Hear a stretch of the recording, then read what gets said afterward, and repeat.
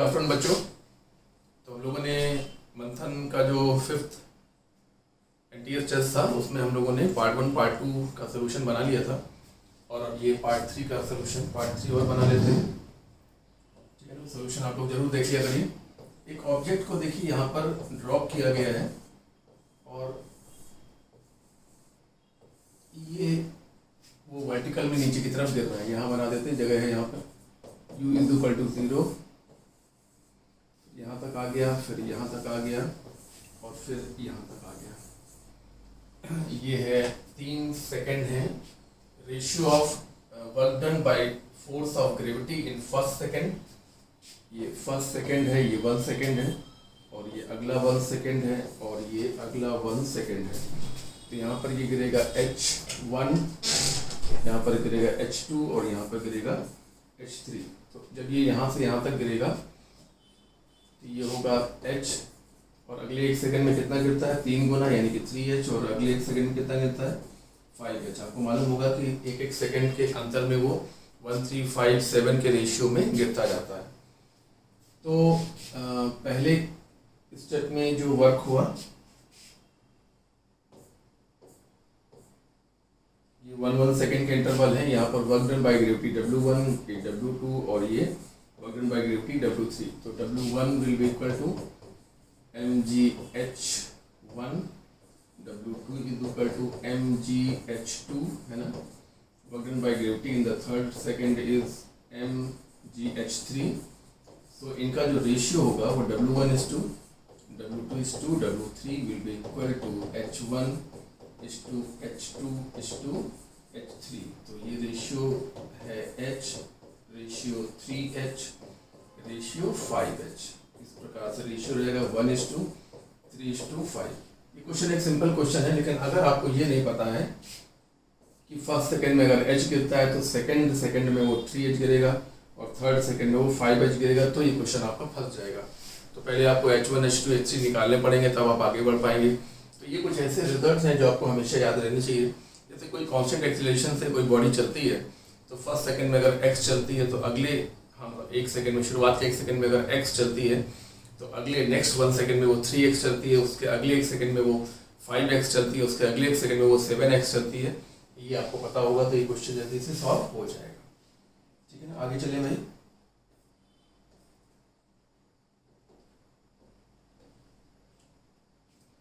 Question है कि एक फोर्स लग रहा है बॉडी पर और ये फोर्स देखिए वेरिएबल है और इस फोर्स के द्वारा किया गया वर्क डन हमको फाइंड करना है। कहाँ से कहाँ तक, 0 मीटर से लेके 1 मीटर के दूरी में हमें वर्क डन फाइंड करना है। तो आइए वर्क डन की इक्वेशन को देखें। Work done by the variable force, variable force है, ये कांस्टेंट फोर्स नहीं है, वेरिएबल फोर्स है। तो इसके लिए हमको इंटीग्रेट करके वर्क डन निकालना होगा। तो हम 10 + 10 y को इंटीग्रेट करेंगे y के रिस्पेक्ट में।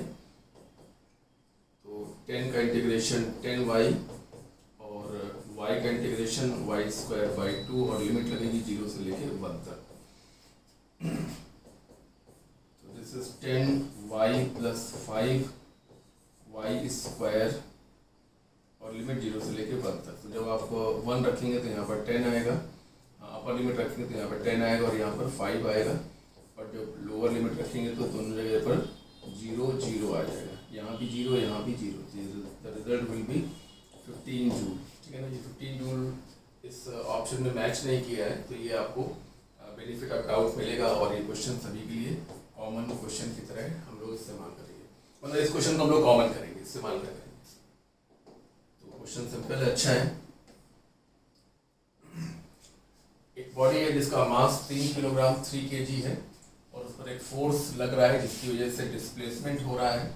तो क्वेश्चन है कि work done by this force in 2 second, 2 second में किया गया कार्य फाइंड करना है। फोर्स के बारे में कोई जानकारी नहीं है यहाँ पर, तो फोर्स के बारे में जानकारी नहीं है तो हम वर्क एनर्जी थ्योरम का इस्तेमाल करेंगे। हाँ, जब फोर्स के बारे में जानकारी ना हो कि कितने फोर्स लग रहे हैं, उनकी वैल्यू क्या है, उनकी डायरेक्शन क्या है, तो वर्क एनर्जी थ्योरम सबसे बेस्ट तरीका होता है वर्क डन निकालने का। तो उसके लिए पहले हमको वेलोसिटी फाइंड करनी पड़ेगी। Velocity is equal to ds/dt, so this become 2t/3। ये है s is equal to t square by 3। एक बार फिर से चेक कर लीजिए।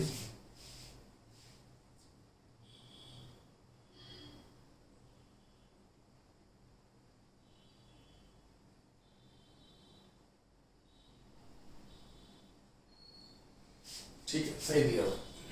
तो वेलोसिटी हमने फाइंड कर ली और अब दोनों टाइमिंग पर वेलोसिटी फाइंड करें। At t is equal to 0 velocity will be equal to 0 और at t is equal to 2 second velocity will become 2/3 into 2 यानी कि 4/3 मीटर पर सेकेंड। ठीक है ना। अब आ जाइए हम लोग लगाएंगे work energy theorem. Work done by all forces, जो भी बॉडी पे लग रहे हो, is equal to k final minus k initial, है ना। तो हाफ m कॉमन ले लेंगे तो v2 square minus v1 square. तो ऑब्जेक्ट का जो मास है वो 3 किलोग्राम है। ये देखिए मास दिया हुआ है 3 kg और v2 स्क्वायर यानी कि 16/9 एंड v1 स्क्वायर मतलब 0। So this simply become 3 into 16 और 2 into 9। तो 3 से हम 9 को कट कर सकते हैं और 2 से हम 16 को कट कर सकते हैं। तो ये हो गया 8/3 का मतलब हो गया 2.66 जूल। तो ये एक अच्छा क्वेश्चन है। ये क्वेश्चन अक्सर स्टूडेंट का फंस जाता है, नहीं निकल पाता है, क्योंकि वो कहता है कि वर्क डन पूछा गया और फोर्स के बारे में कोई जानकारी नहीं दी गई, जबकि उसको शायद ये बात भूल गया है कि फोर्स के बारे में कोई जानकारी ना हो और तब भी हमसे वर्क डन पूछा जाए तो सबसे बेस्ट तरीका होता है वर्क एनर्जी थ्योरम। वो लिखा हुआ है। उसके लिए पहले डिस्प्लेसमेंट से को डिफरेंशिएट करके वेलोसिटी फाइंड करिए, फिर इनिशियल वेलोसिटी फाइंड करिए, फिर कुछ समय के बाद वाली वेलोसिटी फाइंड करिए और इस थ्योरम का इस्तेमाल करके ऐसे सारे क्वेश्चंस आसानी से सॉल्व हो सकते हैं। ठीक है।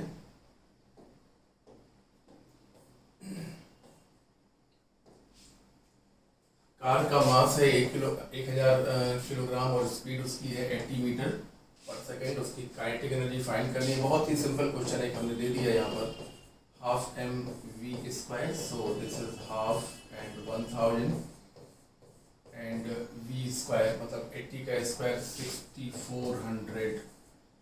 ठीक है ना। तो ये हो गया आपका 1000 into 3200।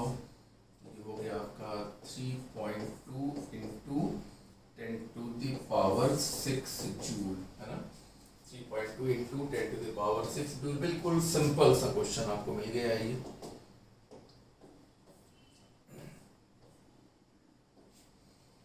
When the man increases his speed by 2 metre per second, जब आदमी अपनी स्पीड को 2 मीटर पर सेकेंड बढ़ाता है तो वो उसकी काइनेटिक एनर्जी डबल हो जाती है पहले की तुलना में। ठीक है ना। तो ओरिजिनल स्पीड ऑफ मैन हमको फाइंड करनी है।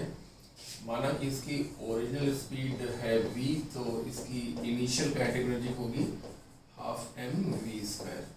उसके बाद उसने अपनी काइनेटिक एनर्जी को 2 मीटर पर सेकेंड बढ़ा दिया यानी कि v प्लस 2 कर दिया। तो अब नई काइनेटिक एनर्जी कितनी होगी, हाफ m v प्लस 2 का स्क्वायर।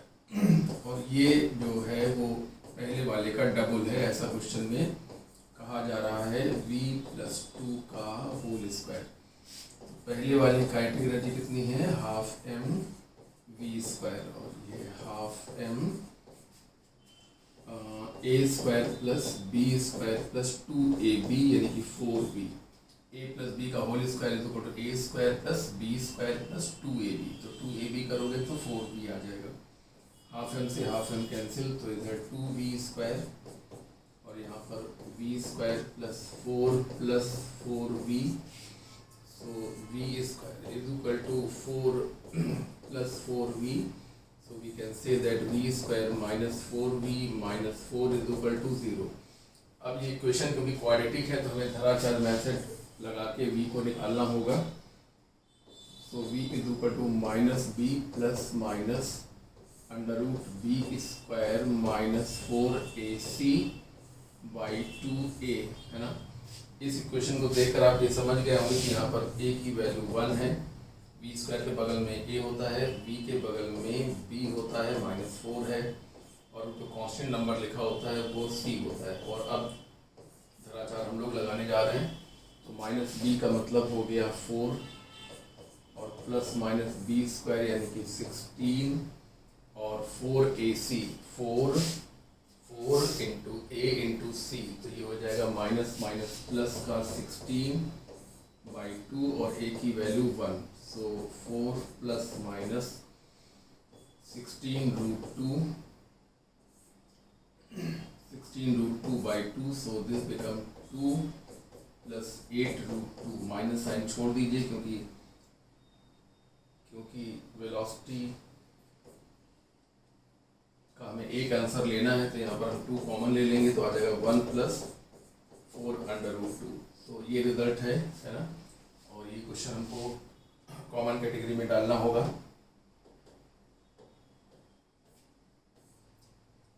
आसान क्वेश्चन था, आसानी से सॉल्व हो गया।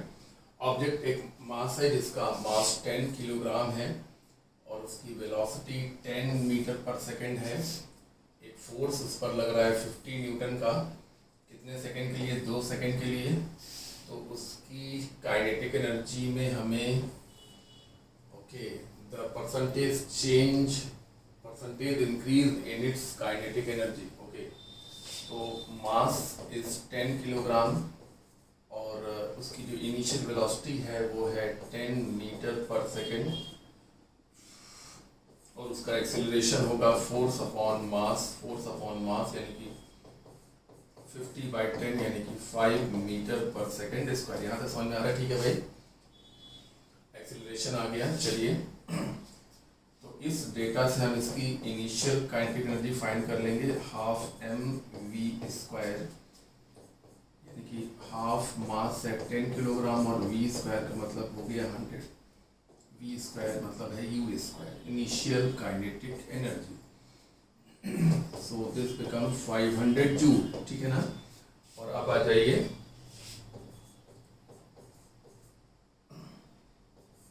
After time t = 2 second, 2 second बाद हम इसकी वेलोसिटी फाइंड करेंगे। v = u + 80, so u = 10 and a = 5 × 2, so 10 + 10 this is 20 metre per second. तो इसकी बाद वाली kinetic energy k2 = ½ mv², so ½ × 10 और इंटू v² यानी कि हो गया 400। So this is simply is equal to 20 का स्क्वायर 20 का 400 200, तो ये आ गया 2000 जूल, ठीक है ना। ये हुआ। तो percentage increase in kinetic energy हमको फाइंड करना है। So we can say that k2/k1 = 2000 by 500, so this is cancel, आ गया 4। अब आ जाइए फ्रैक्शनल चेंज निकालते हैं। Fractional change in kinetic energy, किसी भी फिजिकल क्वांटिटी में फ्रैक्शनल चेंज कैसे निकाला जाता है? फ्रैक्शनल चेंज का नोटेशन है डेल्टा k/k, और ये कैसे फाइंड होगा बताइए? k2/k1 -1 यानी कि 4 - 1 यानी कि 3, और परसेंटेज चेंज निकालेंगे। परसेंटेज चेंज कैसे निकाला जाता है? फ्रैक्शनल चेंज इनटू 100 करके निकाला जाता है, यानी कि ये हो गया 3 × 100 मीन्स 300%। बहुत ही अच्छा सिंपल सा क्वेश्चन है, आसानी से सॉल्व हो जाएगा। पहले वाले डेटा से इनिशियल काइनेटिक एनर्जी फाइंड करिए, फिर एक्सीलरेशन निकाल के बाद वाली वेलोसिटी फाइंड करके बाद वाली काइनेटिक एनर्जी फाइंड करिए, और फिर दोनों का रेशियो फाइंड करिए, फिर -1 करिए तो आएगा फ्रैक्शनल चेंज, इनटू 100 करिए तो आएगा परसेंटेज चेंज। इसको रिवाइज करिए, सवाल अच्छा है।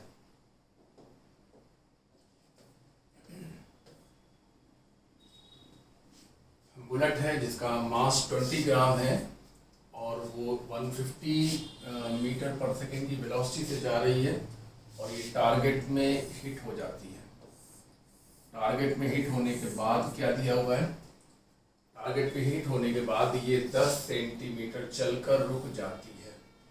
तो बताइए कि बुलेट पर कितना एवरेज फोर्स लगा?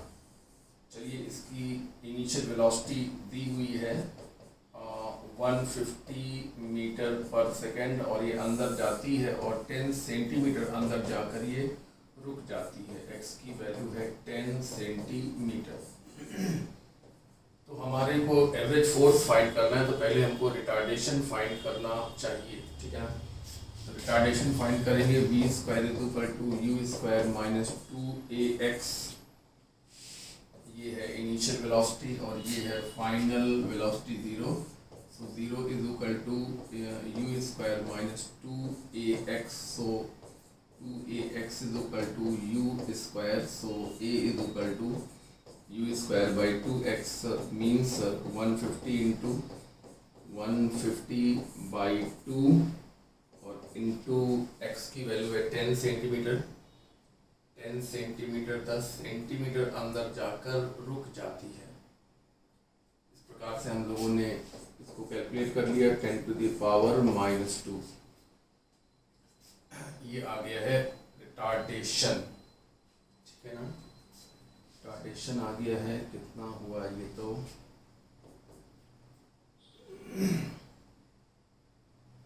चलिए जल्दी कर लेते हैं।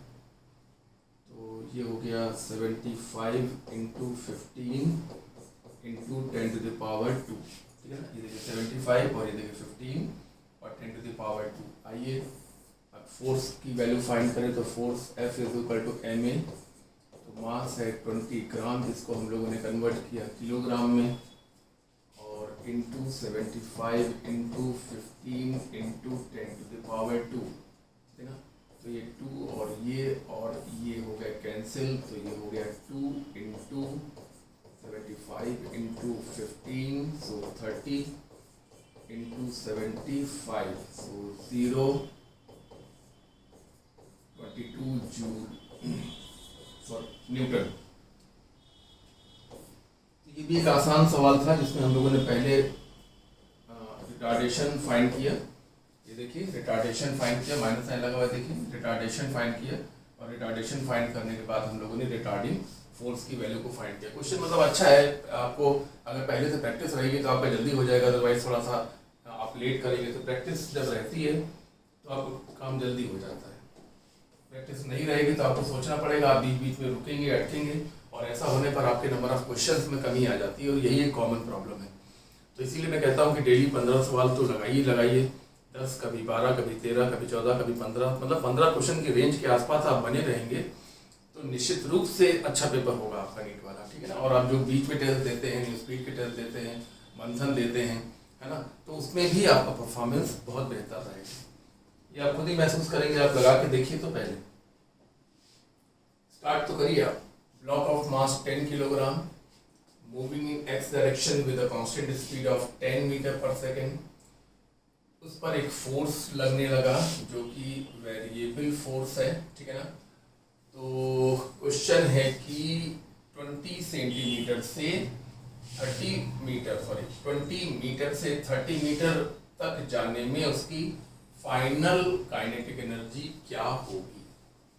उसकी फाइनल काइनेटिक एनर्जी क्या होगी, उसकी इनिशियल काइनेटिक एनर्जी हम लोग पहले निकाल लें तो बेहतर होगा कि initial is equal to half m u square, half, और मास दिया हुआ है 10 और वेलोसिटी भी 10 है, तो ये हो गया 100, सो दिस इज 500 जूल। चलिए अब हम क्या करें कि 20 मीटर से 30 मीटर के बीच में हम उसकी नई वेलोसिटी निकालें और नई काइनेटिक एनर्जी भी निकालें। तो F is equal to ma, और क्योंकि जो फोर्स है वो डिस्प्लेसमेंट का फंक्शन है तो हमें A को भी ऐसा ही कुछ लिखना पड़ेगा, v dv बाई dx, इस तरीके से। अच्छा, मास कितना है, मास है 10 kg, ठीक है ना।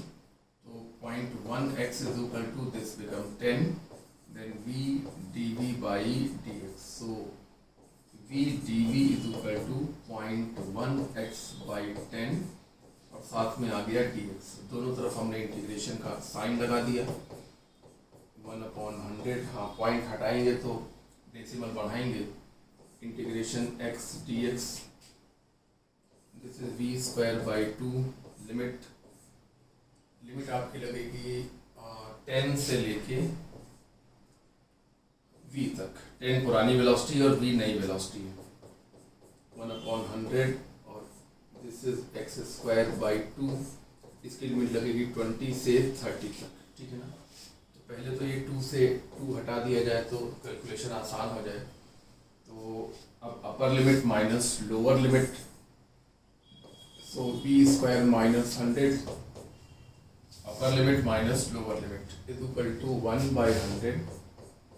और यहाँ भी upper limit minus lower limit 30 का स्क्वायर यानी कि 900 और 20 का स्क्वायर यानी कि 400, ठीक है ना। तो v² minus 100 is equal to 1/100 into ये हो गया 400।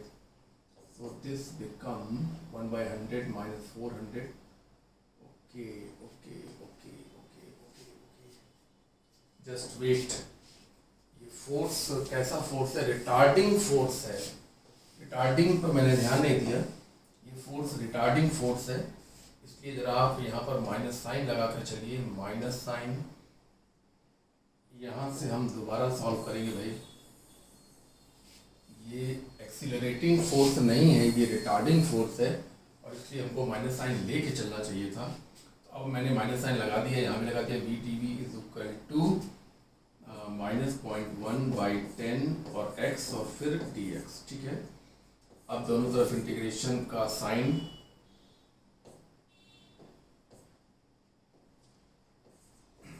लगा दिया मैंने, माइनस साइन लेकर चलेंगे और इंटीग्रेशन x dx, ठीक है। सो v²/2 लिमिट लगेगी 10 से लेके v तक, 10 इनिशियल वेलोसिटी और v कुछ दूर चलने के बाद वाली velocity is equal to -1/100। This is x²/2 और लिमिट लगेगी 20 से लेके 30 मीटर तक। 2 से 2 कैंसिल करके हम आगे बढ़ सकते हैं। तो अपर लिमिट जब रखेंगे तो v², लोअर लिमिट रखेंगे तो 100 इज इक्वल टू -1/100। और यहाँ पर देखिए अपर लिमिट रखेंगे तो 900, 30 का स्क्वायर 900 और लोअर लिमिट रखेंगे तो 400। सो दिस इज सिंपली -1/100 और ये है 500। So this is simply minus का 5 v² minus 100। So v² is equal to 100 minus 5 means 95। Fine. तो अब हमें काइनेटिक एनर्जी फाइंड करनी है। जब ये 20 मीटर से 30 मीटर चला, इस फाइनल काइनेटिक एनर्जी, तो वेलोसिटी तो हमको मालूम ही है, तो final kinetic energy K2 is equal to half m v², K2 minus K1, K2 minus K1, K2 20 से 30। फाइनल काइनेटिक एनर्जी मास है 10/2 और 95। Okay, so this is half into 10 into v² मतलब 95। सो this is 5 into 95, 475 joule it's final kinetic energy. बढ़िया सवाल है, बहुत ही बढ़िया सवाल है। और सवाल का जो ये हिस्सा है, ये तो खैर कोई बात नहीं, आसान है कि इनिशियल फाइंड करना है, लेकिन बाद वाली काइनेटिक एनर्जी निकालने के लिए हमको इंटीग्रेशन मेथड की हेल्प लेनी पड़ेगी। और क्योंकि जो फोर्स है वो डिस्प्लेसमेंट का फंक्शन है, इसलिए एक्सीलरेशन का भी हमें वो फॉर्मूला रिप्लेस करना पड़ेगा जिसमें डिस्प्लेसमेंट भी हो। और अब एक तरफ VdV रहेगा और एक तरफ x वाले फैक्टर्स रहेंगे, इंटीग्रेट हो जाएगा, लिमिट प्रॉपर्ली लग जाएगी और ये क्वेश्चन सिंपल तरीके से सॉल्व हो जाएगा। ठीक है, क्वेश्चन बहुत अच्छा है, इसकी प्रैक्टिस एक बार जरूर कर लीजिए।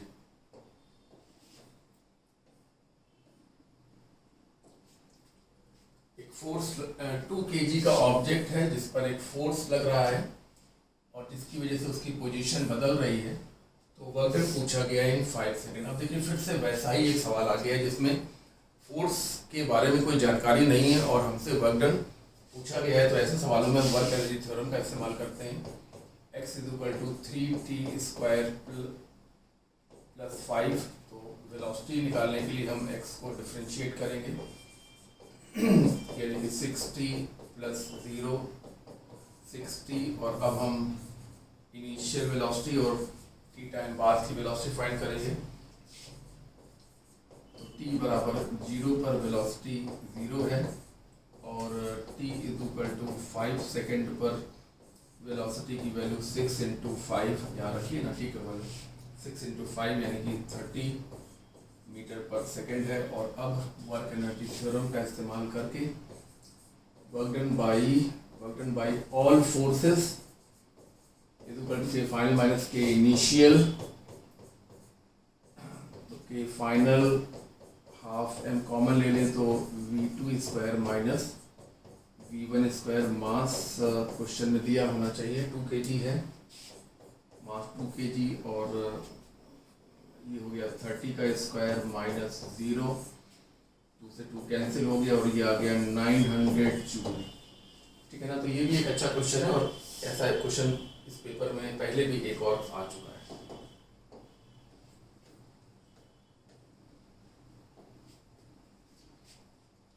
2 किलोग्राम की बॉडी को लिफ्ट किया जा रहा है 16 मीटर की हाइट तक, तो इसकी पोटेंशियल एनर्जी क्या हो जाएगी? तो इसमें ग्रेविटेशनल पोटेंशियल एनर्जी इन्वॉल्व है। हाँ, जब हम किसी बॉडी को कुछ हाइट तक ऊपर ले जाते हैं तो ग्रेविटेशनल पोटेंशियल एनर्जी बढ़ती है और उसकी नई वैल्यू mgh होती है। मास है 2, g की वैल्यू 10 और ये हो गया 16, सो 20 इंटू 16 यानी कि 320 जूल। तो ये आपको एक छोटा सा क्वेश्चन मिल गया है, आपको आपके नंबर इससे तुरंत बढ़ेंगे क्योंकि ये आपको अच्छी तरह से आता है, मालूम है, कर लेंगे फटाफट।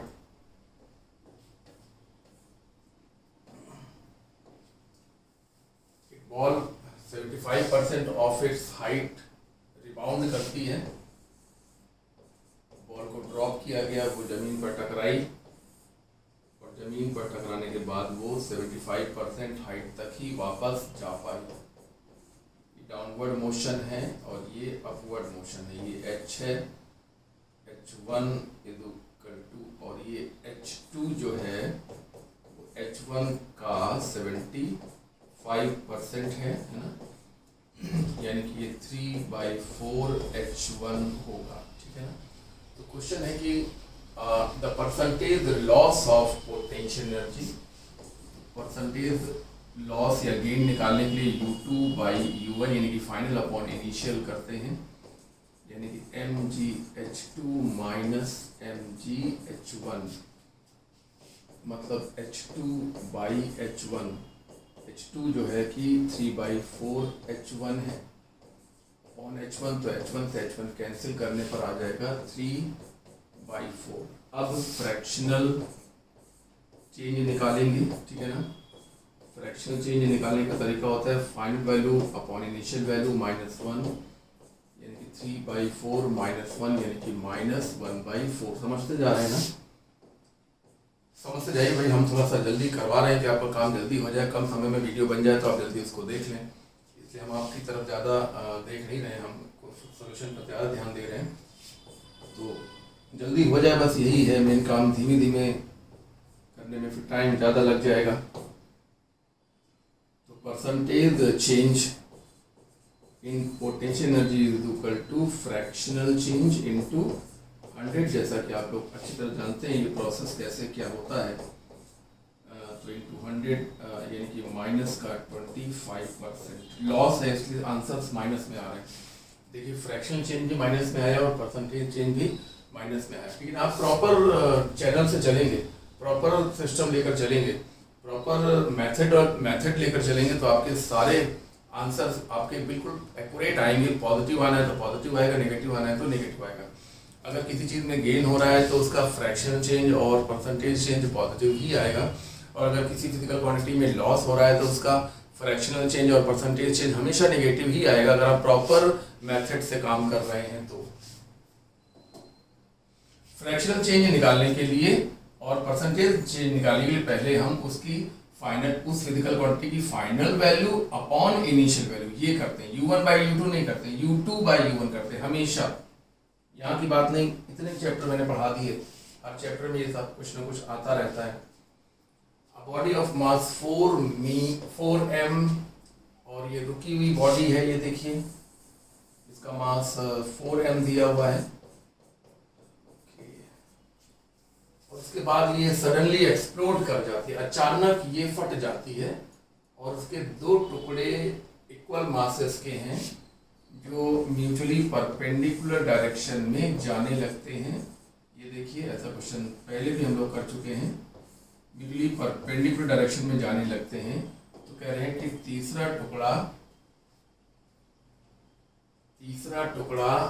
टुकड़े के बारे में जानकारी तो नहीं दी गई है। तीसरा टुकड़ा का मास तो 2m होगा भाई, और वेलोसिटी हमको नहीं मालूम है, तो ये हमको मालूम करनी पड़ेगी, क्योंकि हमारा क्वेश्चन है कि कितनी काइनेटिक एनर्जी जनरेट हुई। तो ये वेलोसिटी और मास तो दिया है, लेकिन ये वेलोसिटी नहीं दी है, तो हमें पहले इस वेलोसिटी को फाइंड करना पड़ेगा। तो चलिए, कंजर्वेशन ऑफ मोमेंटम क्या कहता है कि P initial is equal to P final. या आप इसको ऐसे भी कर सकते हैं कि तीनों की मोमेंटम का सम 0 होगा, तो P1 plus P2 plus P3 is equal to will be equal to 0। सो P3 will be equal to minus P1 vector minus P2 vector। तो दोनों तरफ का मॉड निकालिए है, तो under root P1 square plus P2 square, क्योंकि P1 और P2 एक दूसरे के परपेंडिकुलर हैं, तो ये 2mv3 और P1 यानी कि mv का स्क्वायर और P2 ऑल्सो mv स्क्वायर, ठीक है ना। तो ये हो गया अंडर रूट 2mv, और ये 2m मास है और वेलोसिटी हमको मालूम नहीं है, तो कैंसिल हो गया। तो थर्ड पार्टिकल की वेलोसिटी अंडर रूट 2v/2, तो जब से कट करेंगे तो नीचे आ जाएगा अंडर रूट 2, ठीक है ना। तो अब हमसे पूछा गया है कि इस प्रोसेस में कितनी काइनेटिक एनर्जी रिलीज हुई, कितनी काइनेटिक एनर्जी जनरेट हुई। तो kinetic energy of system is equal to पहले वाले का हाफ mv स्क्वायर, दूसरे वाले का हाफ mv स्क्वायर, और तीसरे वाले का, बस एक सेकेंड लिख रहा हूँ, तीसरे वाले की काइनेटिक एनर्जी, यहाँ लिख देता हूँ, चलिए, हाफ 2m और v3 का स्क्वायर यानी कि v स्क्वायर बाई 2, तो समझिएगा। तो half mv square plus half mv square यानी कि mv स्क्वायर, और 2 से 2 कैंसिल हो गया, mv स्क्वायर 2 से 2 कैंसिल होने के बाद हाफ mv स्क्वायर बच गया, तो 1 प्लस 1/2 यानी कि 3/2 mv स्क्वायर। बहुत ही बढ़िया क्वेश्चन है, बहुत ही बढ़िया। एक्सप्लोजन में क्या होता है कि पहले जो बॉडी होती है, पहले जो ऑब्जेक्ट होता है वो रुका रहता है, और रुके रहने के बाद वो 3 या 2 भागों में फट जाता है, ठीक है ना। इस एक्सप्लोजन के प्रोसेस में मोमेंटम कंजर्व रहता है। ये देखिए, मोमेंटम को मैंने कंजर्व कराया, P1 plus P2 plus P3 0 होना चाहिए, क्योंकि पहले ब्लास्ट के पहले मोमेंटम 0 था, तो ब्लास्ट के बाद भी मोमेंटम का सम 0 होना चाहिए। इस प्रकार से हमने ये इक्वेशन बनाई, फिर हमने दोनों तरफ का मॉड लिया, टेक मॉड, बहुत ही इंपॉर्टेंट स्टेप है टेक मॉड। हम क्वेश्चन को इस जगह से भी शुरू कर सकते थे एक्चुअली, क्योंकि हम जान रहे हैं कि जो थर्ड मोमेंटम होगा, थर्ड पार्टिकल का जो मोमेंटम होगा, वो इन दोनों मोमेंटम के रिजल्टेंट के इक्वल बट अपोजिट होगा। ये देखिए, ये इन दोनों का रिजल्टेंट है, ये और ये एक दूसरे को कैंसिल करेंगे, और यही बात यहाँ पर लिखी गई। तो क्वेश्चन में आप ये 2 स्टेप अवॉइड भी कर सकते हैं, और सवाल को आप यहाँ से भी लगा सकते थे, लेकिन कॉन्सेप्ट ज़्यादा क्लियर करने के लिए मैंने सवाल को यहाँ से लगाना शुरू किया, और यहाँ पर आकर मैंने इस इक्वेशन का मॉड लिया, और फिर आगे बढ़ गए, और आसानी से क्वेश्चन सॉल्व होगा।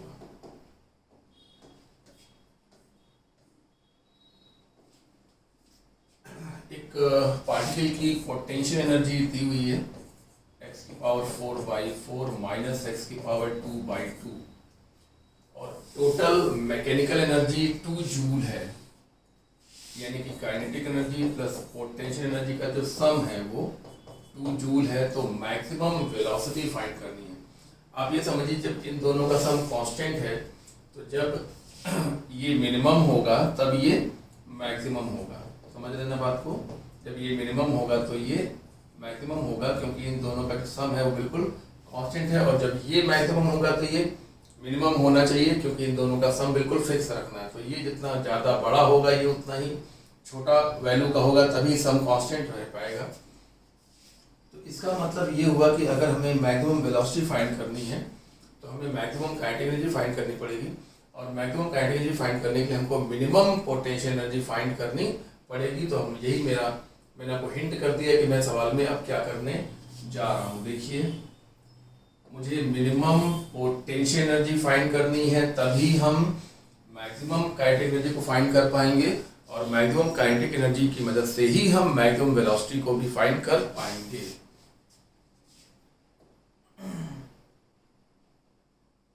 आइए भाई शुरुआत करते हैं। For u to be minimum,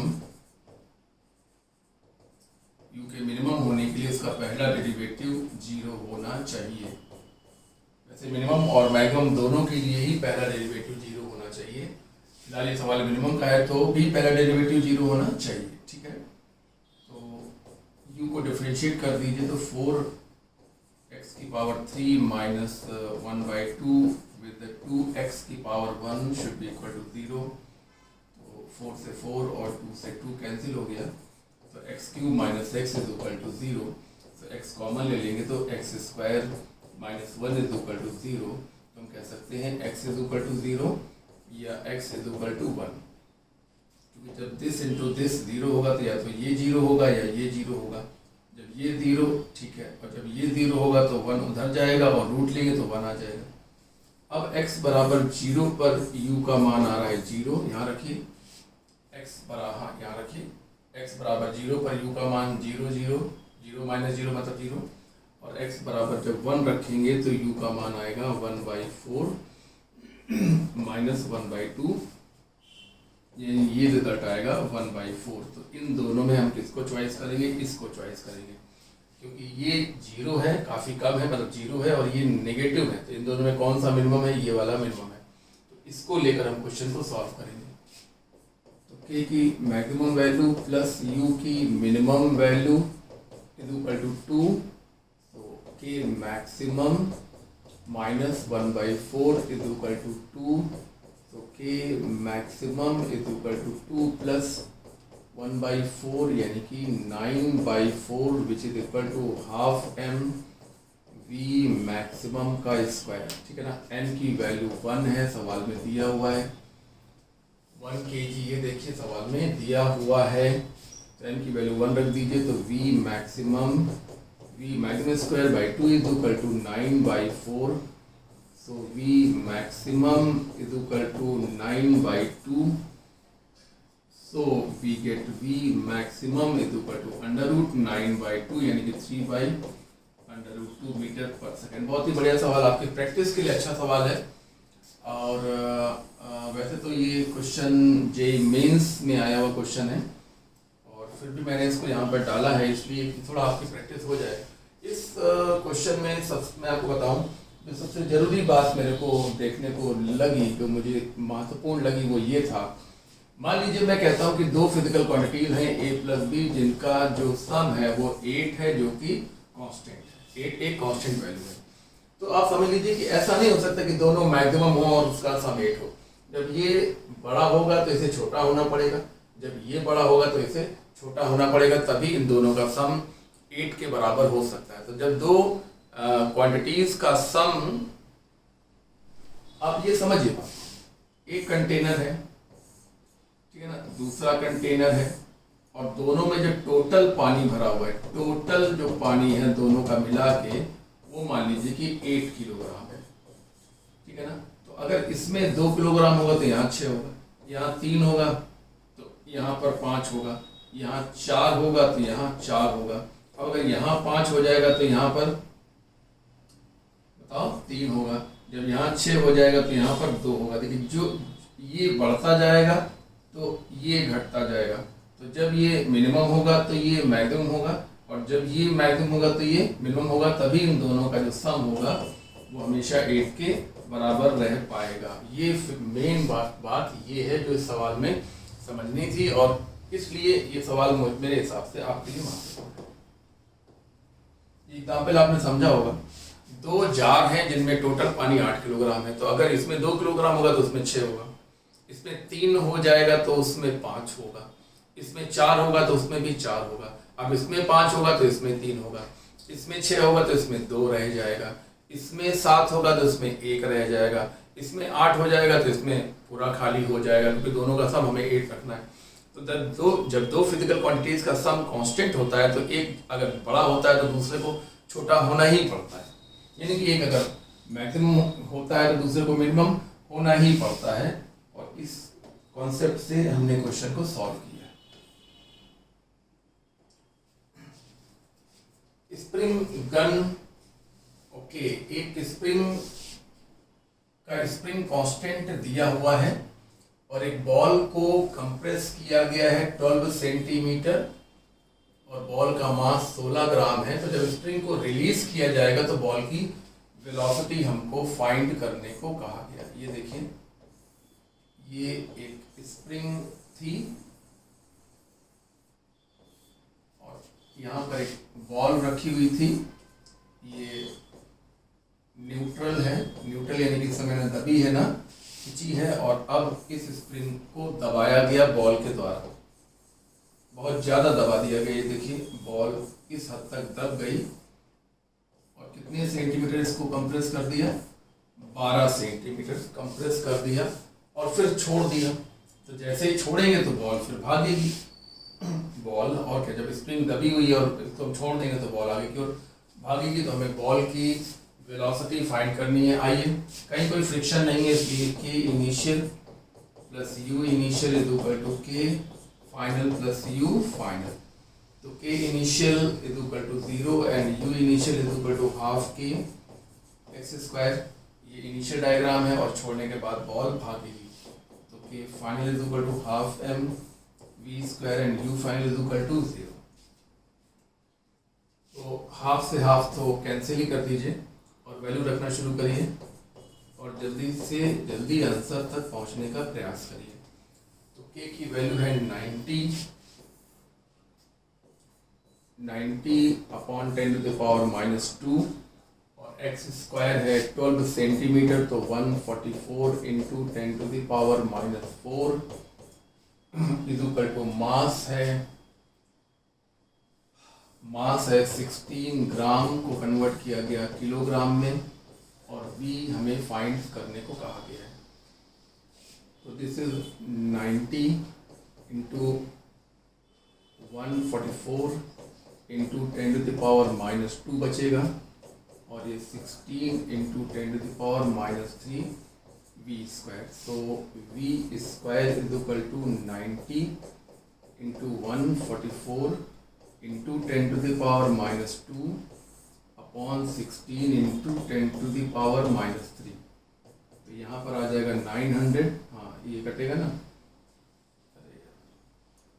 ये कटेगा तो 10 टू द पावर -1, 10 को -1 ऊपर जाएगा तो 900 बना देगा। 144 अपॉन 16, तो ये 9 टाइम्स जाएगा तो 900 इंटू 9 8100। इसका रूट लेंगे हम लोग तो आ जाएगा 90 मीटर पर सेकेंड। सारे सेंटीमीटर को मीटर में कन्वर्ट किया गया, ग्राम को किलोग्राम में कन्वर्ट किया गया। पूरा क्वेश्चन एसआई सिस्टम में सॉल्व किया गया। क्वेश्चन बेहद इंपॉर्टेंट है।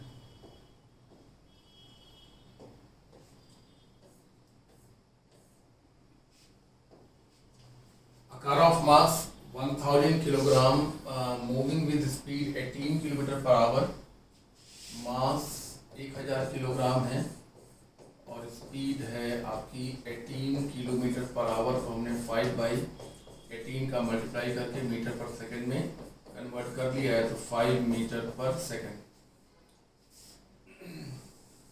Collide horizontally mounted spring of spring constant 6.2 into 10 to the power 3.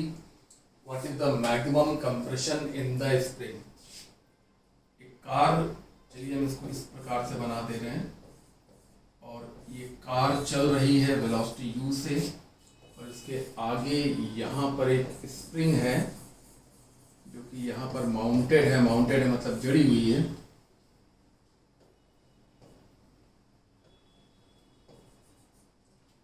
और अगले डायग्राम में ये दिखाया गया है कि जो कार है वो स्प्रिंग से टकरा चुकी है और उसने स्प्रिंग को कंप्रेस कर डाला है, तो स्प्रिंग में मैक्सिमम कंप्रेशन कितना होगा।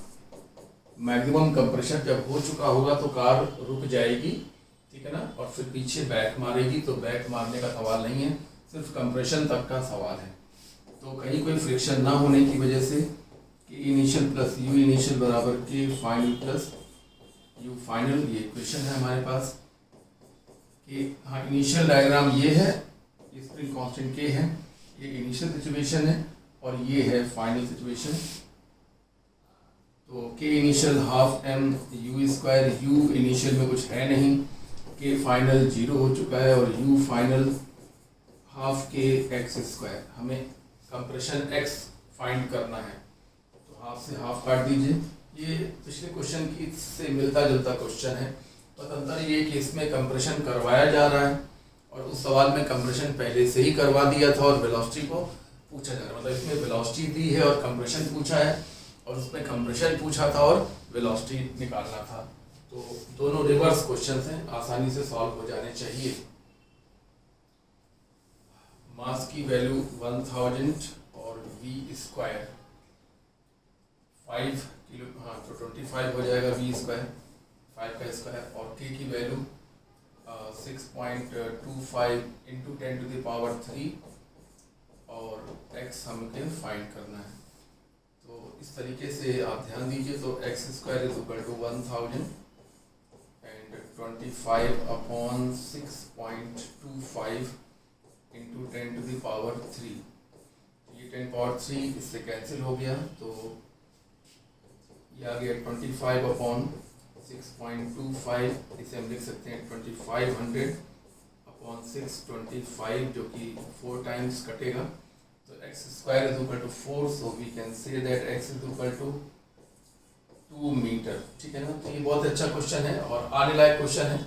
आपके एग्जाम में सिंपल क्वेश्चन, मॉडरेट क्वेश्चन आएंगे, बहुत टफ क्वेश्चन तो नहीं होंगे, लेकिन फिर भी आप लोग कहीं ना कहीं चूक इसलिए कर जाते हैं क्योंकि रेगुलर प्रैक्टिस नहीं करते हैं। देखिए कोई भी काम है, रेगुलर करने से जितना एक्सपर्टी आता है, कभी कभी करने से उतना एक्सपर्टी नहीं आ पाता। आप डेली क्वेश्चन प्रैक्टिस करिए। फिजिक्स आपको टफ लगता है तो फिजिक्स में आप थोड़ा सा फोकस बढ़ा दीजिए अपना, केमिस्ट्री और बायोलॉजी को भी प्रॉपरली लेकर चलिए।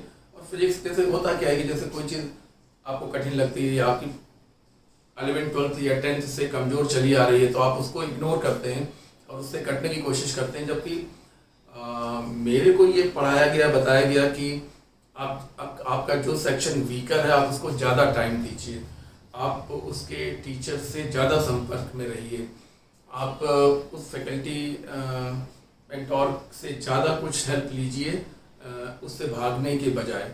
ये ही मेरे को सिखाया गया है कि जिस चीज़ को आप कठिनाई महसूस करते हैं उस चीज़ में आप ज़्यादा डूबिए, ज़्यादा मंथन करिए, ज़्यादा थोड़ा समय दीजिए।